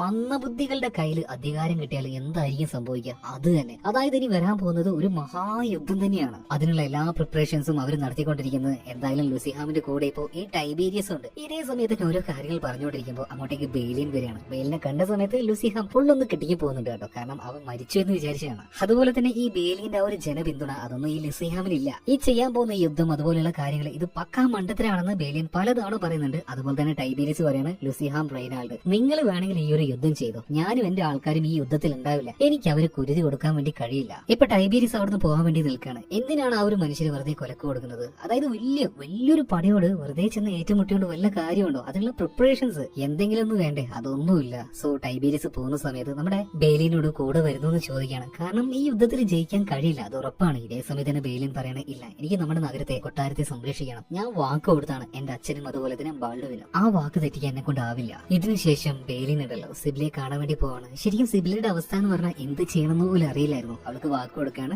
ജീവൻ കൊടുത്തും ബെയിലിൻ ആ ഒരു കോട്ടയുടെ മതിലിനെ സംരക്ഷിച്ചിരിക്കും. ഇതേ സമയം തന്നെ ഈ ലുസിഹാം അതുപോലെ തന്നെ റെയ്നാൾഡ് ഒരു സൈന്യവുമായിട്ട് സലാഹുദ്ദീനോട് യുദ്ധം ചെയ്യാൻ വേണ്ടി പോയില്ലേ. എന്നാൽ യാതൊരു പ്രിപ്പറേഷനും ഇല്ല. എന്താണ് മുന്നോട്ടേക്ക് ഇതൊന്നും മനസ്സിലാക്കാതെ പോയവർക്ക് വെള്ളവും ഭക്ഷണവും ഇതൊന്നും ഇല്ലാത്തതുകൊണ്ട് പകുതി വഴിക്കാൻ ഇവരെ തളർന്ന് വീഴുന്നുണ്ട്. ഇതേ സമയത്ത് തന്നെ ഇവരെ വട്ടം ചുറ്റാണ് സലാഹുദ്ദീൻ അയ്യൂബിയുടെ ആ ഒരു പട തന്നെ. ഇന്നത്തെ കാര്യം പറയണ്ടല്ലോ, എല്ലാവരെയും കൊന്നൊടുക്കുകയാണ്. ഇതിനുശേഷം ഈ റെയ്നാൾഡിനെയും ലുസിഹാമിനെയും സലാഹുദ്ദീന്റെ മുന്നിൽ ഹാജരാക്കുന്നുണ്ട്. ഇവരുടെ രണ്ടുപേരുടെയും തല വെട്ടാനായിട്ട് വാള് കൊടുക്കുകയാണ്. പക്ഷെ സലാഹുദ്ദീൻ അയ്യൂബി അയാളുടെ കയ്യിലുണ്ടായിരുന്ന ആ ചെറിയ കത്തി ഉണ്ടല്ലോ അത് വെച്ച് ഈ റെയ്നാൾഡിന്റെ കഴുത്ത് വെട്ടിമുറിക്കുകയാണ്. ഇതിനുശേഷം വേറൊരു വാളെടുത്ത് തല തന്നെ രണ്ടാക്കി കളയുന്നുണ്ട്. ഇതിനുശേഷം ലുസിഹാമിന്റെ അടുത്ത് വന്നിട്ട് പറയാണ്, ഒരു ചക്രവർത്തി മറ്റൊരു ചക്രവർത്തിയുടെ തല വെട്ടാറില്ല. അത്രയും മഹാനായ ആ ഒരു മനുഷ്യന്റെ കൂടെ കൂടിയിട്ടും അദ്ദേഹത്തിന്റെ ആ ഒരു അറിവിന്റെയോ മാന്യതയുടെ ഒരു അംശം പോലും നിനക്ക് കിട്ടിയില്ലല്ലോടാ ലുസിഹാമെ. ഇത് പറഞ്ഞ് പച്ചയ്ക്ക് ഇയാൾ അപമാനിച്ചുകൊണ്ട് സലാഹുദ്ദീൻ അവിടുന്ന് പോവാണ്. അതുപോലെ തന്നെ കുറച്ചു കഴിഞ്ഞപ്പോ ഈ യുദ്ധമുഖത്തേക്ക് ബെയിലിനും അതുപോലെ തന്നെ ടൈബീരിയസും വരുന്നുണ്ട്. എവിടെ നോക്കിയാലും ശവങ്ങൾ മാത്രമേ കാണുന്നുള്ളൂ. അതുപോലെ കുത്തിവെച്ച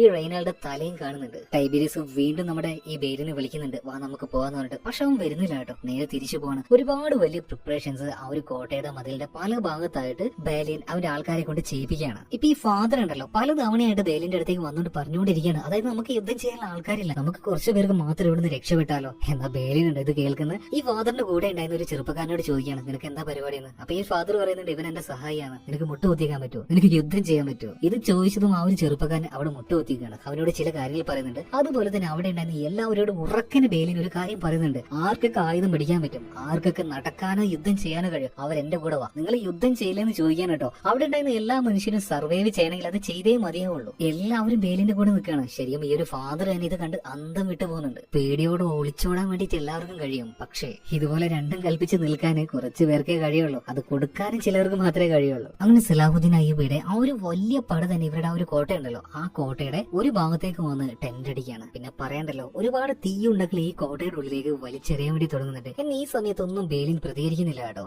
ഇപ്പോ അയ്യൂബിയുടെ കൂടെ ഉണ്ടായിരുന്ന റഷീദ് എന്ന് പറഞ്ഞ ഒരു പടനായകൻ ചോദിക്കുകയാണ്, എന്തുകൊണ്ട് അവർ ആക്രമിക്കുന്നില്ല. ഇപ്പൊ സലാഹുദ്ദീൻ അയ്യൂബി പറയാണ്, അവര് തിരിച്ചടിക്കാനായിട്ട് കാത്തിരിക്കുകയാണ്, അവരെന്തോ ഒരു കാര്യം പ്ലാൻ ചെയ്തിട്ടുണ്ട്. അങ്ങനെ പിറ്റേ ദിവസം രാവിലെയായി ജെറുസലേമിന്റെ ഇപ്പത്തെ രാജാവ് എന്ന് പറയുന്ന ഈ ലുസിഹാമിനെ വെറും ഒരു കോണകം മാത്രം ഉടുപ്പിച്ചിട്ട് ഒരു കഴുതയുടെ പുറത്തിൽ ഇരുത്തിയിട്ട് ആ ഒരു മതിൽക്കെട്ടിന്റെ അങ്ങോട്ടേക്ക് അടിച്ചു ഓട്ടിക്കുകയാണ്. ഇതിനുശേഷം അറ്റാക്കിങ് കൊടുക്കുകയാണ് കേട്ടോ. യുദ്ധം, ഘോരമായ യുദ്ധം. ഈ വലിയ വലിയ കല്ലെറിയുന്ന ഒരു മെഷീനുകളും അതുപോലെ തന്നെ കോട്ടയുടെ മുകളിലേക്ക് കയറാൻ ഉപയോഗിക്കുന്ന വലിയ വലിയ ഏണികൾ ഇതെല്ലാം അങ്ങോട്ടേക്ക് ഇങ്ങനെ തള്ളിക്കൊണ്ടുപോകുന്നുണ്ട്. മാത്രമല്ല അസ്ത്രങ്ങൾ ഒരുപാട് ഇതുകൊണ്ടിരിക്കുകയാണ്. എന്നാൽ പ്രത്യേക ഭാഗത്ത് ഒരു കല്ലിന്റെ അടുത്തേക്ക് എത്തിയ സമയത്ത് സലാഹുദ്ദീൻ അയ്യൂബിയുടെ കൂടെ ഉണ്ടായിരുന്ന ഒരു പട്ടാളക്കാരൻ ശ്രദ്ധിക്കുകയാണ്. അതായത് ഈ കല്ലിന്റെ മുകളിലേക്ക് എന്തോ വെളുത്ത നിറത്തിൽ അടിച്ചു വെച്ചിട്ടുണ്ട്. അതിന്റെ അർത്ഥം എന്താ, ഇതൊരു പോയിന്റ് ആണ്. അടുത്ത നിമിഷം തന്നെ ബെയിലിനും അവന്റെ ആൾക്കാരും ആ ഒരു കോട്ട മതിലിന്റെ ഉള്ളിൽ നിന്നും ഒരുപാട് തീക്കല്ലുകൾ ഇവർക്കെതിരെയും പ്രതിരോധിക്കുകയാണ് കേട്ടോ. അതുപോലെ പൊരിഞ്ഞ യുദ്ധം, അമ്പും വില്ലും വിട്ടു ഒരുപാട് യുദ്ധങ്ങൾ. അങ്ങനെ അവസാനം സലാഹുദ്ദീൻ അയ്യൂബിയുടെ ആ ഒരു അറബി പടയുണ്ടല്ലോ ഇവരുടെ ആ ഒരു മതിലിന്റെ അടുത്തേക്ക് എത്തിയിട്ടുണ്ട്. എന്നിട്ട് ആ ഒരു വലിയ കോണി പോലുള്ള സാധനത്തിലൂടെ ഈ എന്താ പറയാ മതിലിലേക്ക് കയറാൻ നോക്കുന്നുണ്ടെങ്കിൽ പരമാവധി ബെയിലിനും അവന്റെ ആൾക്കാരും ഇതിനെ പ്രതിരോധിക്കുകയാണ്. ഇറങ്ങി യുദ്ധം ചെയ്യാനുള്ള ശേഷി ഇപ്പൊ ബെയിലിനും അവന്റെ സൈന്യത്തിനുമില്ല. അവർ കുറച്ച് പേരേ ഉള്ളൂ. പക്ഷെ ഇപ്പുറത്താണെങ്കിൽ വലിയൊരു സൈന്യമാണ്. അങ്ങനെ ശക്തമായ പ്രതിരോധം തന്നെ അന്നേ ദിവസം തീർക്കാൻ കേട്ടോ. രാത്രിയായ സമയത്ത് സലാഹുദ്ദീൻ അയ്യൂബി തന്നെ ചോദിക്കുന്നുണ്ട്, ആരാണ് അവരിപ്പോ നിയന്ത്രിക്കുന്നത്. എന്തായാലും തോറ്റോടിയ ആ ഒരു പൊട്ടൻ ചക്രവർത്തി ലുസിഹാമല്ല. ആ സമയത്താണ് റഷീദ് പറയുന്നത്, അദ്ദേഹം ഗോഡ്ഫ്രൈയുടെ മകനാണ്, ഫ്രാൻസിൽ നിന്ന് വന്നതാണ്. ഇത് കേട്ട സമയത്ത് ഈ സലാഹുദ്ദീൻ അയ്യൂബി, അദ്ദേഹത്തിന്റെ മകനാണോ, ഞാൻ കേട്ടിട്ടുണ്ട് ഗോഡ്ഫ്രൈക്ക് മറ്റൊരു മകനുണ്ട്. അതുപോലെ തന്നെ ഗോഡ്ഫ്രൈയും ഒരുപാട് റെസ്പെക്ട് ആയിരുന്നു സലാഹുദ്ദീൻ അയ്യൂബിക്ക്. അതായത് നല്ല മൂല്യങ്ങളുള്ള മനുഷ്യന്മാരുണ്ടല്ലോ അവർ അങ്ങോട്ടും ഇങ്ങോട്ടും റെസ്പെക്ട് ചെയ്യും. അല്ലാതെ എന്താ പറയാ ഓരോ കാര്യം പറഞ്ഞ് വെറുതെ തമ്മി തല്ലിയും കൊണ്ടിരിക്കൂല, ഒരുമാതിരി വെറുപ്പൊന്നും ഉള്ളിൽ വെച്ചോണ്ടിരിക്കൂല. എന്തായാലും ഗോഡ്ഫ്രൈയും നല്ല ഉന്നത മൂല്യമുള്ള ഒരു മനുഷ്യനാണ്. ആ മനുഷ്യന് ബാക്കിയുള്ളവരെ റെസ്പെക്ട് ചെയ്യാറുണ്ട്. അതില്ലാതെ പോയ കുറെ മനുഷ്യര് കാരണമാണ് ഇതുപോലൊരു യുദ്ധം തന്നെ ഇവിടെ ഉണ്ടാകാൻ കാരണം. അത് ഞാൻ പ്രത്യേകം എടുത്ത് പറയാം, ഒരു ഭാഗത്തല്ല രണ്ട് ഭാഗത്ത് അങ്ങനത്തെ ആൾക്കാരുണ്ട്. ഇതുപോലെ തന്നെ സിബിലിയുടെ കാര്യം നോക്കുകയാണെങ്കിൽ അവളും എന്താ മനുഷ്യരുടെ ഇടയിലേക്ക് ഇറങ്ങാൻ വേണ്ടിയിട്ട് അവരുടെ ഒരു മുടിയെല്ലാം വെട്ടിക്കളയുന്നുണ്ട്. ഒരു സാധാരണക്കാരിയുടെ കോലത്തിലേക്ക് വരികയാണ്. പരിക്കാറ്റ് അവരെ ശുശ്രൂഷിക്കാനും അങ്ങനത്തെ കാര്യത്തിലൊക്കെ ആരും അറിയാതെ ഇവരുടെ ഇടയിലൂടെ അവർ ഓരോ കാര്യങ്ങൾ ചെയ്തുകൊണ്ടിരിക്കുന്നുണ്ട്. അതായത് സിബിലി തന്നെ. മാത്രമല്ല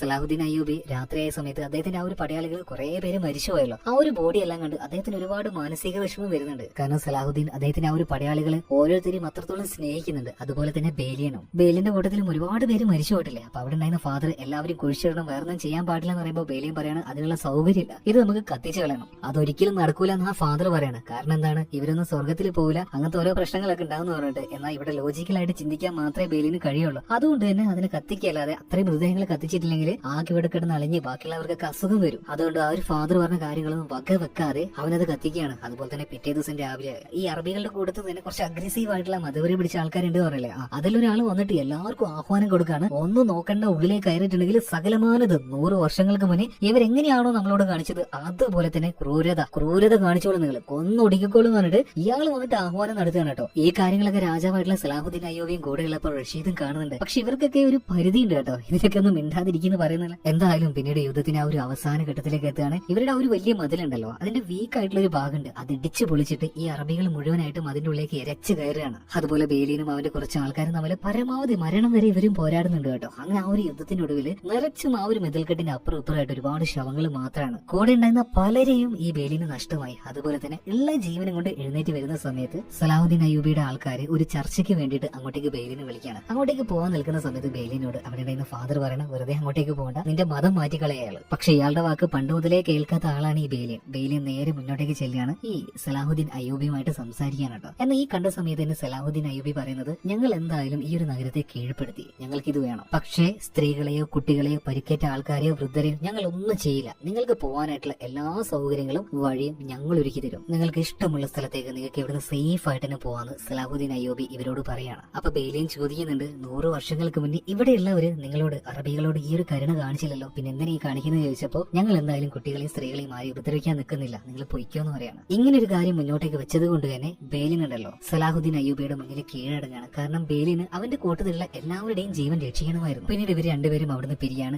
യുദ്ധം അവിടെ നിൽക്കുകയാണ്. രണ്ട് കൂട്ടത്തൊന്നും യുദ്ധം ചെയ്യാൻ വരപിടിച്ച് നിൽക്കുന്നവർക്ക് ഇത് വലിയൊരു അടിയായി. എന്തായാലും ഈ ഒരു കാര്യം ചെന്നിട്ട് ബേലിൻ അവിടെ ഉള്ളവർ പറയുന്നുണ്ട്, എല്ലാവർക്കും ഭയങ്കരമായിട്ട് സന്തോഷമാണ്, എല്ലാവരും പൂർണ്ണമായിട്ട് നശിച്ച് ക്രൂരമായിട്ട് കൊല്ലപ്പെടും എന്ന് വിചാരിച്ച് നിൽക്കുമ്പോഴാണ് ഇതുപോലൊരു ഓഫർ ഇവർക്ക് കിട്ടുന്നത്. എല്ലാം ഒന്ന് തയ്യാറാക്കാനും പ്രിപ്പയർ ആവാനായിട്ട് ഇവർക്ക് കുറച്ച് സമയം കൊടുത്തിട്ടുണ്ട്. അങ്ങനെ വിശ്രമിക്കുന്ന സമയത്ത് ബേലിന്റെ അടുത്തേക്ക് ആര് വരികയാണ്, ലുസിഹാമ് വരികയാണ്. ഭയങ്കര ഒരു ഈഗോ, കുശുമ്പ് ഇതെല്ലാം ഉള്ളിൽ വെച്ചിട്ട് ആ ഒരു മനുഷ്യൻ വാളുമായിട്ട് അങ്ങോട്ടേക്ക് വരികയാണ്. എന്താണ് നിന്റെ തോന്നലിപ്പോ, നീ വലിയ ആളായെന്നാണോ, അത്രക്ക് ധൈര്യം ഉണ്ടെങ്കിൽ നേരിട്ട് വന്ന് മുട്ടറാന്ന് പറഞ്ഞിട്ട് ബേലിൻ വാളും വെച്ച് അവന് വിളിക്കാൻ കേട്ടോ. പിന്നെ ഒന്നും പറയണ്ട, നല്ല പെട ബേലിന്റെ കയ്യിൽ നിന്ന് ലുസിഹാമിന് കിട്ടാണ്. അടി കിട്ടി ഒരു പരവായിട്ട് ഇയാൾ താഴെ വീണ് കിടക്കുമ്പോ ബേലിൻ പറയുന്നുണ്ട്, ഇനിയെങ്കിലും മനുഷ്യനായിട്ട് ജീവിക്കണം എന്ന് പറഞ്ഞിട്ട് അപമാനിച്ചുകൊണ്ട് തന്നെ ബേലിൻ അവിടെ നിന്ന് പോവാണ്. ലുസിഹാം ആണെങ്കിൽ തല താഴ്ത്തി അവിടെ അങ്ങനെ ഇരിക്കുക. ഒരു മനുഷ്യൻ പോലും ഇനി ഇയാളെ മൈൻഡാക്കില്ല, ഒരു പട്ടിയുടെ വില പോലും ഇയാൾക്ക് കിട്ടൂല. എന്തായാലും പിന്നീട് പതിയെ പതിയെ ഓരോരുത്തരും ഇവിടുന്ന് പോയിക്കൊണ്ടിരിക്കുകയാണ് കേട്ടോ. അതുപോലെ തന്നെ ഈ ഒരു ജെറുസലേമിലേക്ക് ഇപ്പൊ വന്ന ഈ അറബികളുണ്ടല്ലോ, പൂർണ്ണമായിട്ടും അവിടെയുള്ളവരുടെ ആ ഒരു വിശ്വാസം നശിപ്പിക്കാതെ അതിന് അതിൻ്റെതായ ബഹുമാനം കൊടുത്തുകൊണ്ട് തന്നെ അവിടെ വെച്ചിട്ട് അറബികൾ അവരുടെ ഓരോ കാര്യങ്ങൾ ചെയ്തുകൊണ്ടിരിക്കുകയാണ്. ഇതേ സമയം തന്നെ പുറത്തേക്ക് പോയിക്കൊണ്ടിരിക്കുന്ന ബേലിന്റെ അടുത്തേക്ക് റഷീദ് വരികയാണ്. റഷീദിന് പണ്ടൊരു കുതിരയെ ഈ ബേലിൻ കൊടുത്തിട്ടുണ്ടായിരുന്നു. എന്നാൽ ഇപ്പൊ ബേലിന്റെ കയ്യിൽ ഒന്നുമില്ല. റഷീദ് ആ ഒരു കുതിരയെ ബേലിനെ തിരിച്ചു കൊടുക്കാൻ കേട്ടോ. നിങ്ങളെ പോലെ ഒരു നല്ല മനുഷ്യനെ, നല്ലൊരു വ്യക്തിയെ ഞാൻ ഇതുവരെയായിട്ടും കണ്ടിട്ടില്ല. ഈ ഒരു കാര്യങ്ങളൊക്കെ റഷീദ് ഇപ്പോ ബേലിനോട് പറയാണ്. അങ്ങനെ ഇവരോട് എല്ലാവരോടും യാത്ര പറഞ്ഞുകൊണ്ട് ഇവരങ്ങനെ പോകുന്നുണ്ട്. അങ്ങനെ പോകുന്ന സമയത്ത് ഒരുപാട് സ്ത്രീകൾ നടക്കുന്നില്ലേ, ആ കൂട്ടത്തിൽ ഒരാൾ ഇങ്ങനെ നടന്നു പോകുന്നത് ബേലിൻ ശ്രദ്ധിക്കുകയാണ്. മറ്റാരുമല്ല, സിബിലിയുടെ അടുത്തേക്ക് ചെന്നിട്ട് ബേലിൻ ചോദിക്കുകയാണ്, ഞാൻ അന്ന് പറഞ്ഞ ആ ഒരു കാര്യം നീ ഏറ്റെടുത്തല്ലേ? അതായത് യുദ്ധമൊക്കെ തുടങ്ങുന്നതിന് മുന്നേ ബേലിനോട് സിബിലി ചോദിച്ചിരുന്നു ഞാൻ എന്താ ചെയ്യേണ്ടത്. അപ്പൊ ബേലിൻ പറഞ്ഞിട്ടുണ്ടായിരുന്നു, ഒരു രാജകുമാരി ഒരു ആജ്ഞയോ ഒന്നും അല്ലാതെ എന്റെ കൂടെ വരികയാണെങ്കിൽ നമുക്ക് ഒരുമിച്ച് ജീവിക്കാന്ന്. സോ അവന്റെ കൂടെ ഇറങ്ങി വന്നിരിക്കുകയാണ് ഒരു രാജകുമാരി, ഒരു സാധാരണക്കാരിയായിട്ട് ഒരു സാധാരണക്കാരന്റെ കൂടെ ഇറങ്ങി വന്നിരിക്കുകയാണ്. അതുപോലെ സിബിലയും കൂട്ടിയിട്ട് ബേലിയൻ അവന്റെ നാട്ടിലേക്ക് തന്നെ തിരിച്ചെത്തുകയാണ് കേട്ടോ. ഫ്രാൻസിലെ ആ ഒരു പഴയ ഗ്രാമത്തിലേക്ക് അവിടെ വന്നിട്ട് അവർ രണ്ടുപേരും സന്തോഷമായിട്ട് സുഖമായിട്ട് ജീവിക്കുകയാണ്. അങ്ങനെ കുറച്ച് ദിവസം കഴിഞ്ഞപ്പോൾ ഇംഗ്ലണ്ടിലെ കുറച്ച് കുരിശുയുദ്ധക്കാര് വലിയൊരു സൈന്യവുമായിട്ട് ഇങ്ങോട്ടേക്ക് വന്നിരിക്കുകയാണ്. ബേലിനെ വിളിക്കുന്നുണ്ട്. അതായത് അവർ കുറെ നാൾ ആ ഒരു ഗോട്ടയിൽ നിന്നുകൊണ്ട് പ്രതിരോധം നടത്തിയതല്ലേ. അപ്പോ ഇവരുടെ ഈ ഒരു സൈന്യത്തിന്റെ കൂടെ ബേലിനോടും വരാൻ വേണ്ടി പറയുന്നുണ്ട് കേട്ടോ. ബേലിൻ വരില്ല എന്ന് പറഞ്ഞ സമയത്ത് അവരുടെ രാജാവ് തന്നെ വന്ന് വിളിക്കുന്നുണ്ട്. എന്നാൽ എനിക്ക് അതിലൊന്നും താല്പര്യമില്ല, നിങ്ങൾ പോയിക്കോ. അങ്ങോട്ടേക്കുള്ള വഴിയും കാര്യങ്ങളൊക്കെ ബേലിൻ പറഞ്ഞു കൊടുക്കുന്നുണ്ട്. ഓക്കെ ശരി എന്ന് പറഞ്ഞിട്ട് ഇംഗ്ലണ്ടിൽ നിന്ന് വന്ന ആ ഒരു വലിയ സൈന്യം ഉണ്ടല്ലോ അവിടുന്ന് പോവാണ്. പിന്നീട് അവര് ജെറുസലേമിലേക്ക് എത്തുന്നുണ്ട്. ഈ കാര്യമൊന്നും കാണിക്കുന്നില്ല, ജസ്റ്റ് അവസാനം എഴുതി കാണിക്കുന്നേ ഉള്ളൂ. ജെറുസലേമിൽ എത്തിയതിനു ശേഷം 3 വർഷത്തോളം അവിടെ യുദ്ധം നടക്കുന്നുണ്ട്. അങ്ങനെ ആ ഒരു 3 വർഷത്തിന് ശേഷം ഇവര് രണ്ടുപേരും, അതായത് സലാഹുദ്ദീൻ അയ്യൂബിയും ഇപ്പൊ ഇംഗ്ലണ്ടിൽ നിന്ന് വന്ന ആ ഒരു ചക്രവർത്തി തമ്മിൽ എന്തോ ഒരു കരാറാവുന്നുണ്ട്. വീണ്ടും സമാധാനം കുറച്ചൊക്കെ പുനഃസ്ഥാപിക്കപ്പെടുന്നുണ്ട്. പക്ഷെ ഇതൊന്നും അധികകാലം നീണ്ടു നിൽക്കുന്നില്ല കേട്ടോ. കാരണം ആ ഒരു മണ്ണിന്റെ പ്രത്യേകത അങ്ങനെയാണ്. ഈ 3 കൂട്ടക്കാർ ഇതിങ്ങനെ അടിച്ചുകൊണ്ടേയിരിക്കും. അതുകൊണ്ട് ആരെയും പൂർണ്ണമായിട്ട് സപ്പോർട്ട് ചെയ്യാൻ കഴിയില്ല. ഇവിടെ പല പല വിഷയങ്ങളാണ്. അതുപോലെ തന്നെ എപ്പോഴും കുറച്ച് മാനുഷിക മൂല്യം അങ്ങോട്ടും ഇങ്ങോട്ടും കാണിക്കുന്നത് നല്ലതാണ്. ഒരു കൂട്ടക്കാർ മരിച്ചു വീഴുന്ന സമയത്ത് നമ്മുടെ ഭാഗത്ത് ഇത്രയും ആൾക്കാർ അവരെ കൊന്നു, ഇതേ സമയത്തിന് ഇപ്പുറത്തുള്ള ആൾക്കാർ ഒന്ന് തിരിച്ചടിക്കുമ്പോൾ പറയും നമ്മുടെ ആൾക്കാരും അങ്ങോട്ടേക്ക് പോയിട്ട് അവിടെ കുറെ പേരെ കൊന്നു. ഇതിങ്ങനെ അങ്ങോട്ടും ഇങ്ങോട്ടും കേട്ട് സന്തോഷം കൊണ്ട് മനസ്സിൽ എന്താ വല്ലാത്ത മനുഷ്യര് തന്നെ. എന്തായാലും ഇതെല്ലാം കേട്ട് സന്തോഷിക്കുന്ന ആൾക്കാരോട് പറയുന്നത് അവിടെ മരിച്ചു വീഴുന്നത് നമ്മളെപ്പോലെയുള്ള സാധാരണക്കാരാടോ. ഇപ്പോഴും അവിടെ മരിച്ചു വീഴുന്നില്ലേ? ഇരുഭാഗത്തുനിന്നും കുഞ്ഞുങ്ങളും സ്ത്രീകളും മരണപ്പെടുമ്പോൾ സന്തോഷിക്കാൻ കഴിയുകയാണെങ്കിൽ ഞാൻ ഒന്ന് ചോദിച്ചോട്ടെ, നിങ്ങളുടെയൊക്കെ മനസ്സ് എന്തെന്നാടാ? ഈ ഒരു കാര്യം ചോദിക്കാൻ വേണ്ടി തന്നെയാണ് ഈ ഒരു കഥ എന്ന് ഞാൻ പറഞ്ഞത്. അതായത് ഇപ്പൊ ഒരുപാട് വാർത്തകളും അതുപോലെ പല യൂട്യൂബേഴ്സും പല വീഡിയോകളും ചെയ്യുന്നില്ലേ, ഇതിന്റെ അടിയിലേക്ക് പോയിട്ട് അങ്ങോട്ടും ഇങ്ങോട്ടും വർഗീയതയും പച്ച മതവും പറഞ്ഞിട്ട് വല്ലാത്ത മനുഷ്യര് തന്നെ. എങ്ങനെയാണ് ഇതിനൊക്കെ സാധിക്കുന്നത്? എന്റെ കഥ കേൾക്കുന്ന കുറെ പിള്ളേരാന്ന് എനിക്കറിയാം. നിങ്ങളെങ്കിലും അതുപോലുള്ള ആ ഒരു ചിന്താഗതിയിലേക്ക് വരാതിരിക്കുക കേട്ടോ. ഇങ്ങനെയുള്ളതിനൊക്കെ വിട്ടു നിൽക്കാനും നിങ്ങൾ ശ്രമിക്കുക. എന്തായാലും മറ്റൊരു കഥയുമായിട്ട് ഞാൻ വീണ്ടും വരുന്നതാണ്.